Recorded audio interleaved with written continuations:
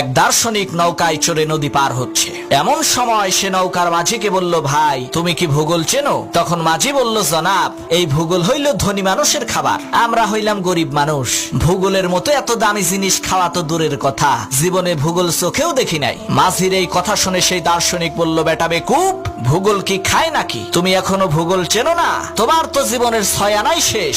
কিছুক্ষণ পর সেই দার্শনিক আবার সেই মাঝিকে জিজ্ঞেস করলো, তুমি কি ইতিহাস জানো? তখন মাঝি বলল, স্যার, ইতিহাস না খাইলেও পাতিহাস জীবনে বহুবার খাইছি। তখন দার্শনিক বলল, বেটা বেকুব, এখনো পর্যন্ত তুমি ইতিহাস জানো না? তাহলে তো তোমার জীবনের 12 আনাই শেষ। এমন সময় সেই নদীর মধ্যে তুফান শুরু হয়ে গেল। মাঝি তখন দার্শনিককে বলল, স্যার, আপনি কি সাঁতার জানেন? দার্শনিক বলল, না, তা তো জানি না। তখন মাঝি বলল, স্যার, আমার জীবনের 12 আনা শেষ হইলেও 4 আনা তো বাকি আছে, আর আপনার জীবনের তো 16 আনাই শেষ। সাঁতার জানেন না? এইবার পানির মধ্যে ডুবে মরেন, আমি গেলাম।